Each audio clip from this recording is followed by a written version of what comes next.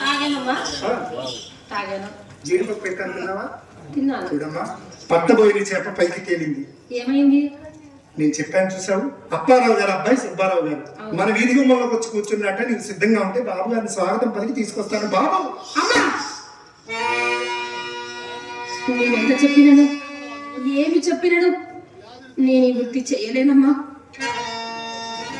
పాడు పాడికుండలాంటి వృత్తి మీలాంటి వయసులో ఎంత గడించుకుంటే వార్ధక్యంలో అవే మనకు దిక్కవుతాయి. అమ్మా, నీవేమి చెప్పినాను, నా మనసు నా తనువు అంతా శ్రీకృష్ణ పరమాత్మ మీదే లగ్నం చేశానే. మంచిదమ్మా, దైవ భక్తి పాప భీతి ఉండడం చాలా మంచిదే. నీ మనస్సు ఆ శ్రీకృష్ణ పరమాత్మకి అంకితం చేశాయి, నాకు ఎటువంటి అభ్యంతరం లేదు. కానీ నవమాసాలు మోసి కష్టపడి బంగార బొమ్మలా పెంచినటువంటి ఈ శరీరం నాకు కావాలి. దీని సంగతి వచ్చిన వారు చూసుకుంటానికి సిద్ధంగా ఉండు. నువ్వు నన్ను కన్నావా? ఎక్కడైనా కొని తెచ్చావా?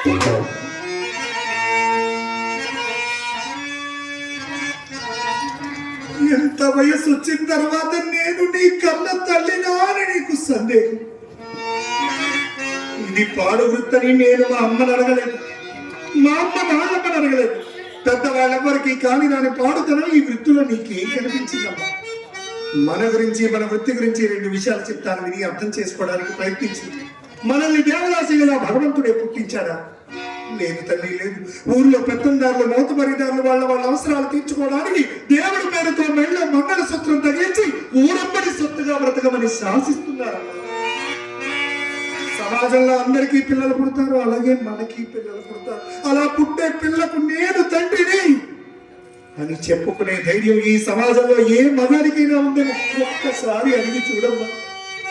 కొట్టిదమ్మా ఉంటుంది, మనం పూజకు పనికిరాని పుష్పాలం మనం బ్రతుకుంటే పాడు డప్పు పాడు వృత్తిని మిడిమిడి జ్ఞానంతో మెడిసిపడిపోతున్నాం. మనిషి బ్రతకడానికి ఊపిరంత ముఖ్యమో, ఊపిరిన మనిషి ఆనందంగా బ్రతకడానికి డబ్బంతే ముఖ్యం. రోజులు ఎలా ఉన్నాయో తెలుసా? కోటీశ్వరుడు కూడా కోటా బియ్యం కోసం క్యూలో నిలబడిపోతున్న రోజుని. మరి అటువంటి పెద్దవాళ్ళే సిగ్గు ఎక్కువ మానేసి ఎగజారిపోతుంటే మనం ఎందుకు మానేయాలి? నేను ఎన్ని విధాలా చెప్తున్నాను, మాట లెక్క చేయకపోతే మిడిసిపడుతున్నా అందాలంటే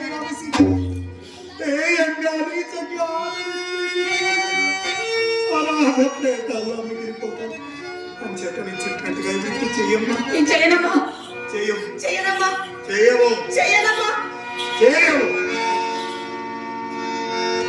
నీ చేత ఈ వృత్తి ఎలా చేయించాలో నాకు బాగా తెలుసు. ఎడారిలో ఓయాసిస్ ఒంట్లో తయారయ్యావు నాకు. ఇలా నువ్వు మేడ మీదకి వెళ్ళి ఒక తాడు తీసుకురా.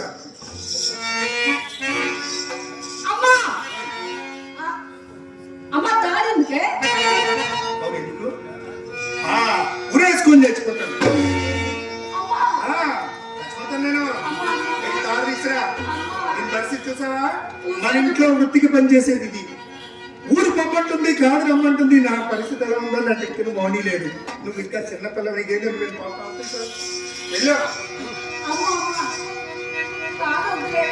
ఈ కొత్తగా పండగ చీరలో కొట్టుకొని ఊరేసుకోవచ్చు.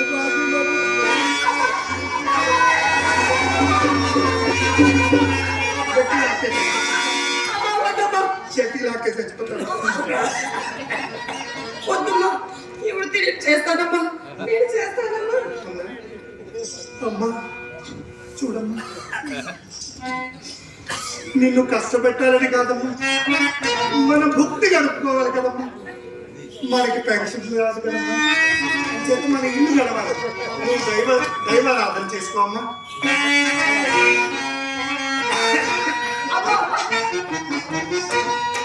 అమ్మా చాలా ఊరుకోవే, మరి నీకు శాశ్వతం ఎక్కువైపోతుంది.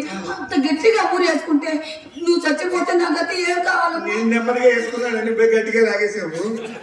నేను చచ్చిపోతానా? నేను చచ్చిపోతానని ఎవరు చెప్పారు? గట్టిగా ఊరేసుకున్నావు కదే. నేనా? అమ్మా నువ్వేనే. చూడే, ఈ ఊర్లో ఎంతో మంది చెప్పకుండా నేను ఎక్కడ చేస్తానే. అక్కను ఒప్పించడానికి అంతే.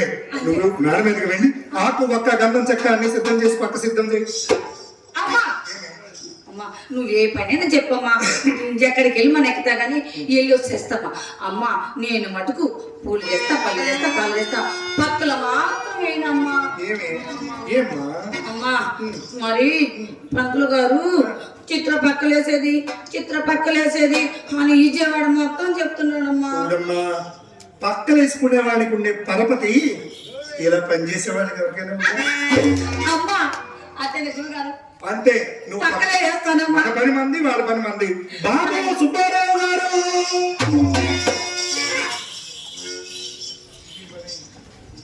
ఎన్నిసార్లు అబ్బా నేనేం చేయని చెప్పకుంటే అమ్మ తిట్టుంది, చెప్తే నువ్వు చెప్తావు. నేనేం చేయని